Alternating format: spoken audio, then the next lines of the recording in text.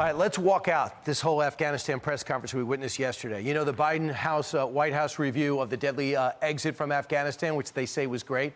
He's laying almost all the blame on former President Trump. Let's take a look at the report and what President Biden said about the withdrawal. I mean, first off, one of the claims, and we're going to go over it in detail.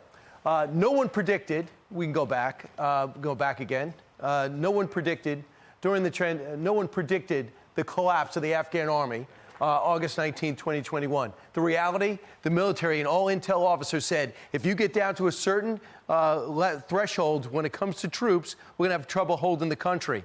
And there were some signs that they're losing half the country already when they were still debating what they were going to do in August. The claim, military advisors did not urge him to keep 2,500 troops in Afghanistan. The reality, top general advised keeping several thousand troops in Afghanistan, holding on to Bob Graham Air Base, because keep in mind, you had 7,000 NATO troops there. So together, they had enough to sustain the force and maybe give this war a chance for a soft landing or a transition and a government to hold itself. After all, technically, they had hundreds of thousands of troops between the police and between the military. And finally, in the last wall visit, we have this. The Afghan fund. They have money. It's frozen because the Taliban promised to do certain things in order to unfreeze those funds. They've done almost none of it.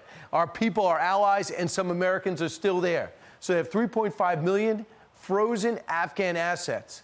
And guess what? They're going to start using them. They're going to start getting hold of some of those funds. Let's expand on what we learned with now retired Lieutenant Colonel C.J. Douglas. Great to see you, Colonel. Good to see you. What role did you have in the after-action report of the Afghanistan operation? So, Brian, I was part of the Central Command AR-15-6 investigation that looked into the actions before, during, and after the attack at Abbey Gate. Where were you during the exit? During the exit, for part of the time, I was in Tampa, down at Marine Central Command, and then for the remainder of it, I was in Qatar assisting with the evacuation efforts. Well, would you say when you see Qatar, that's where you were? Yes. Was that chaotic?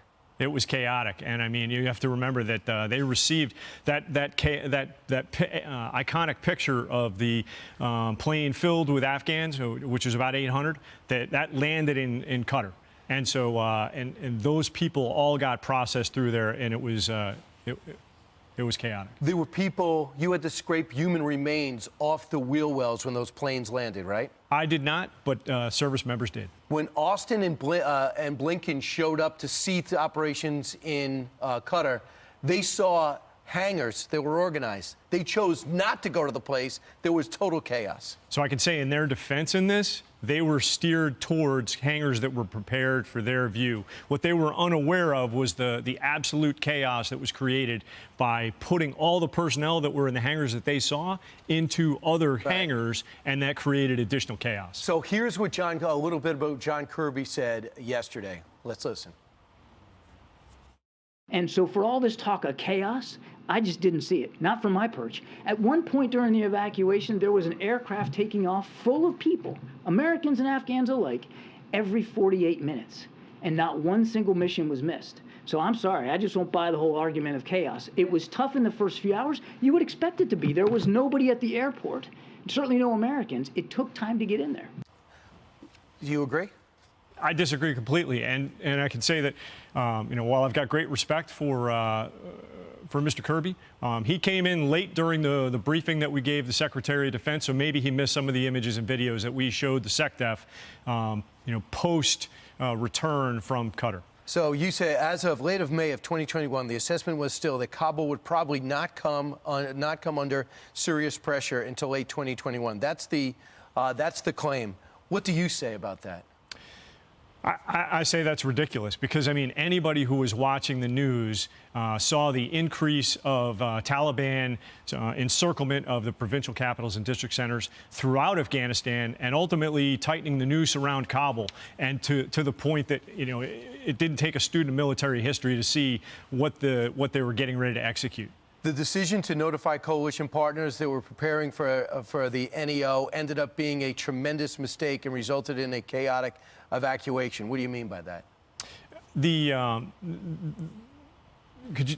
Sorry. You said they write. Yeah. Wait, after the entire south of Afghanistan had fallen to the Taliban to declare the NEO on August 14th, either started months earlier when we still controlled. You should have started months earlier. Right, and so it should have started much earlier. I mean, let's be honest. I mean, if it was, hey, we're going to withdraw, the president himself had made this reflection upon Iraq, saying it would take a year to get all the personnel and equipment out. It would take 7 months if we left everything, and our grandchildren would ultimately pay the price for those weapons. Was the president and the first lady calling in to Kabul airport, Hamid Karzai airport, demanding certain VIPs get in? From our interviews, what we found was the senior leadership all the way down to the lower levels were receiving calls from the president, the first lady, the administration, general officers, flag officers, and elected officials. Was the State Department drinking the night before they were leaving, having a party, an exit party, in the embassy? As a result of the investigation, what we learned was personnel saying it physically took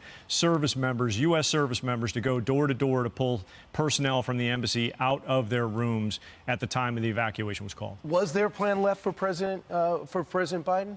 I mean, let's be honest. As far as DOD is concerned, they were working a plan, but when and that's well before the 14th of August. I mean, but whether or not there was a plan, that I think you've said it before. I mean, ultimately, the decision to leave and to follow the Trump-established timeline rests solely on the administration.